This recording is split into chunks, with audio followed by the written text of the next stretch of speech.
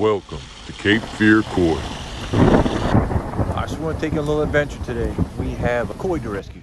We have 3 that are just overgrown. It's a tiny little aquascape pond. These ponds are typically meant for garden ponds only, not really meant to hold koi. Maybe some goldfish, and they're going to transition to goldfish, but for now, we got to switch a pump. We're also going to move the fish, and there's also a leak that the roots of a tree, a beautiful maple tree, have grown in and just created a big issue. They're losing an inch a day, but we have since cut back some roots and moved the soil around to stop the wicking. And we're just gonna go adjust it, foam a little bit, and we're gonna show it to you. So let's go. We got our net for moving, pan net. Only 3 of them, so they'll be fine in the cooler. We're only going about maybe 2 miles. Got our aerator and the pump, sock net to move, and we have some water treatment in here to keep them calm. And let's get moving. All right, so this is the salt you want right here. This is just pure salt, 99.9% the salt you do not want. Big no-no. Potassium chloride. This is toxic to your fish, so don't get this. No, no, no, no, no. Yes, yes, yes, yes, yes. So pure salt. If you got a question, feel free to ask below, but you do not get this. No, no, no. Pure salt. Yes, yes, yes. All right, let's check out the pond here. It's a nice backyard. Got the egg, stainless steel, gas, chilling spots. Here are the fishies. Beautiful maple tree. Let's take a look at what we had an issue with. So, this tree, beautiful as it is, sent a lot of roots all throughout here. Roots and rock and all sorts of chunks. So we removed all this out of here. And then made a positive lap so it all went through. And since then, the pond has stopped leaking. So we're just gonna add some more rocks back to the area, make sure the water stays through here and doesn't go back there so the roots, so they don't grow back into it. And also further down the line, there are roots all throughout here. Wherever there was water, there were roots. So if you are leaking a lot of water, or seems to be, check to make sure you don't have any roots or soil contacting your water. More than likely, you're gonna be wicking a ton of water. You'd be surprised how much. So that was the problem. So we're gonna fix this up here. So onward to the fishies that we're gonna get.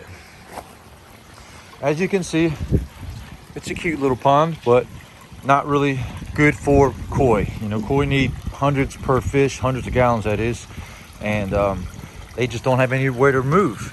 So that's them. They just kind of hang out there now. So we're gonna actually take a few rocks out of here.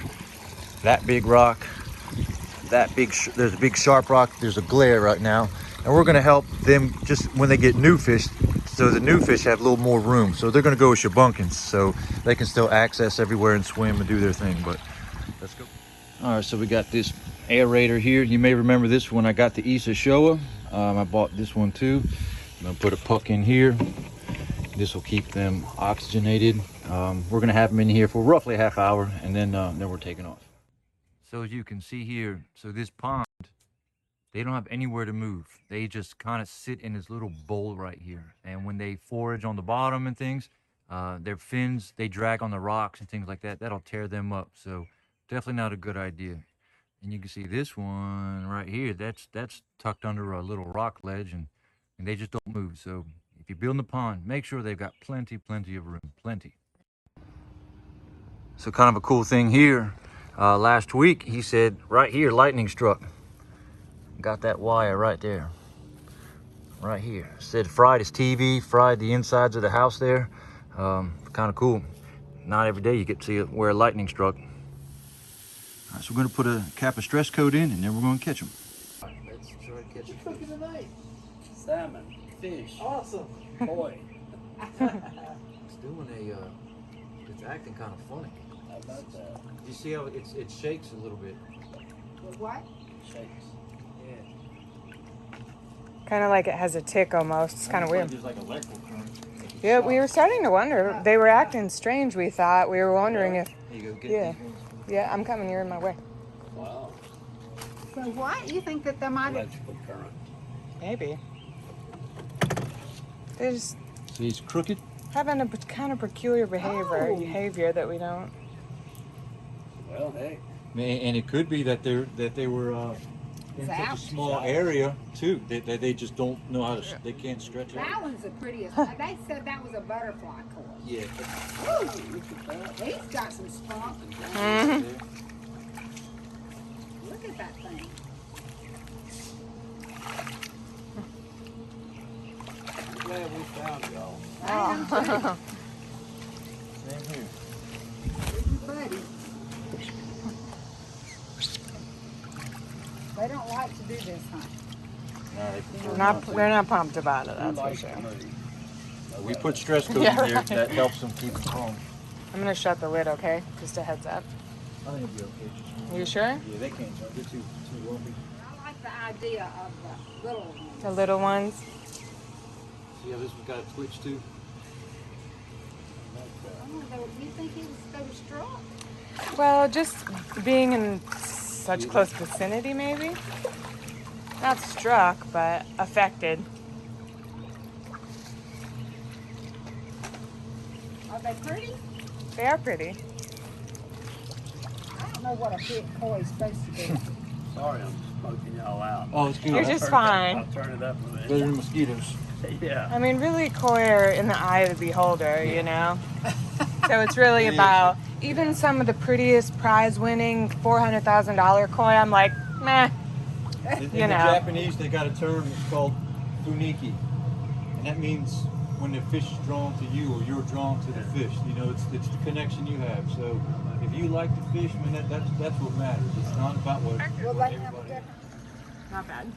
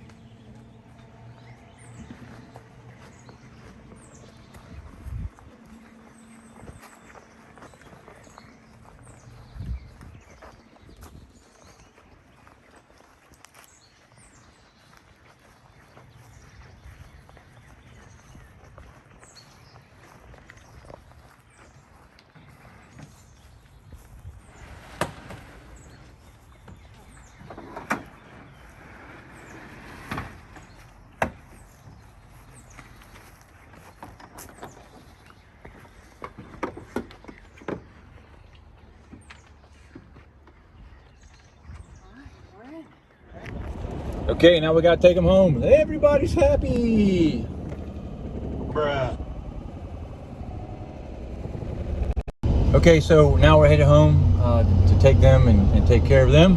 But you may have noticed earlier when we mentioned the lightning, they were saying that the lightning there was all low voltage and they had lights in the pond. And when we were catching them, you see they kind of had a funny little twitch to them. So we think that they have neurological damage. So we're gonna check them out a little bit more, but just wanted to bring that by you. And so look at them when you see them and look for it and tell us what you think, if you see it or not.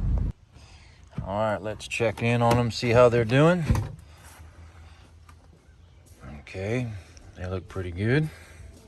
All right, let's catch them and let's put them in the holding facility. And this is the salt here that we're going to use to, we're going to bring the salt content up. Currently it's 0.3, we're going to bring it up to 0.5. So we're going to put the fish in and salt some more. Get a video inside it.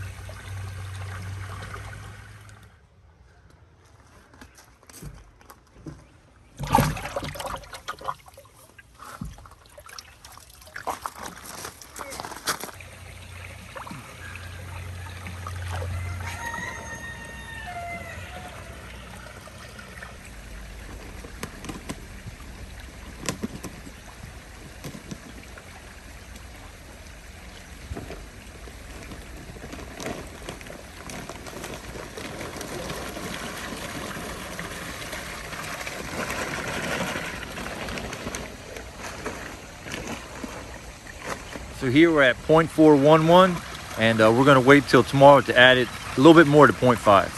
Now, as you can see, the yellow one and the white one here in just a bit, they swim a little funny.